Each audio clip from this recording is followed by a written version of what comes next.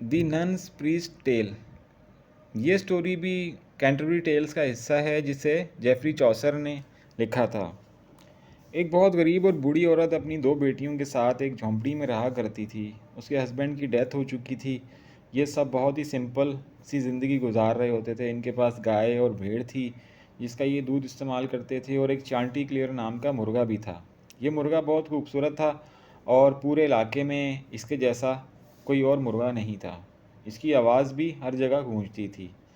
इसके पास 7 मुर्गियाँ थीं और वो सब इसी की तरह खूबसूरत थीं, मगर सबसे ज़्यादा खूबसूरत थी जिसका नाम था परली ट्योट। अब वो खूबसूरत भी थी और केयरिंग भी थी और सबका ख्याल भी रखती थी। इसी वजह से चांटी क्लेयर भी इससे बहुत मोहब्बत करता था। एक दिन चांटी क्लेयर कोई बहुत बुरा ख्वाब देखता है और घबरा कर उठ जाता है। तो परली टोड उससे पूछती है कि तुम इतने डरे हुए क्यों हो। तो पहले तो वो इग्नोर करता है, मगर फिर उसे बताता है कि मैंने ख्वाब में बहुत खौफनाक सा एक बीस्ट देखा है जिसकी आंखें देखकर तो मैं खुद बहुत डर गया था। शायद वो मुझे खा ही जाता, लेकिन मेरी आंख खुल गई। तो ये परली टोड का ये सब सुनकर जैसे दिल ही उसका मुर्गी का टूट जाता है, और वो कहती है कि मैं तो तुम्हें बहुत बहादुर समझती थी, और तुम्हारी बहादुरी कहाँ चली गई जब तुम एक ख्वाब देख कर ही डर गए हो। आज मेरे दिल में जो तुम्हारे लिए इज्जत थी वो सब ख़त्म हो गई है। तुम एक कावर्ड हो। ख्वाब और हकीकत का आपस में कोई ताल्लुक़ नहीं होता, क्योंकि ख्वाब कभी रियलिटी नहीं बन पाते। तो चांटिक्लेयर उसकी बातें बड़े तहम्मुल से और सुकून से सुनता है और उससे कहता है कि नहीं, कई बार ख्वाब में नज़र आने वाली चीज़ें हकीकत भी बन जाती हैं।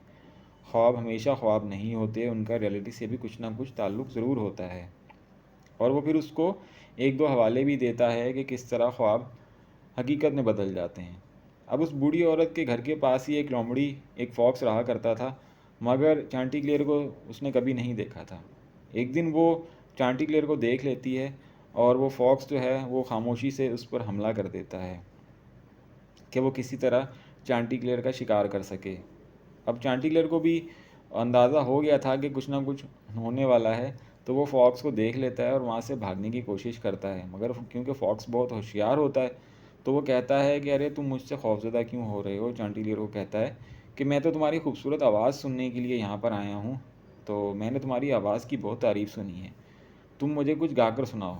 अब ये सब सुनकर चांटिक्लेयर उसकी बातों में आ जाता है और अपनी तारीफ़ करता देखकर वो काफ़ी खुश होता है। और जैसे ही वो आंखें बंद कर कर कुछ गाने की कोशिश करता है, तो फॉक्स उसे गर्दन से पकड़कर भाग जाता है।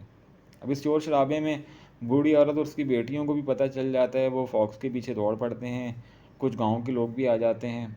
अब फॉक्स एक जगह जाकर रुक जाता है, तो चांटिक्लेयर उसको ये कहता है कि मैं तुम्हारी जगह होता तो इन सब लोगों को मुंह तोड़ जवाब देता। तो अभी फॉक्स ने उसको मतलब गर्दन से ही पकड़ा हुआ है, तो चांटिक्लेयर उसको ये सब कह रहा होता है। तो वो फॉक्स को उसकी बात अच्छी लगती है, तो वो फॉक्स बोलता है यार बात तो तुमने ठीक की है। जैसे ही फॉक्स कुछ कहने के लिए मुंह खोलता है, तो चांटिक्लेयर जो है वो भाग जाता है वहाँ से काफ़ी तेज़ी से।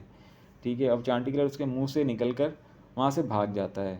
तो इस तरीके से अब इन सब लोगों को ये स्टोरी बहुत पसंद आती है, और वो कहते हैं कि जो उस ग्रुप के लोग ये स्टोरी सुन रहे थे नन की, तो वो कहते हैं कि ये चांटिक्लेयर जो है ये वाकई बहुत होशियार मुर्गा था, और ये 7 मुर्गियाँ नहीं बल्कि 17 मुर्गियाँ डिज़र्व करता था।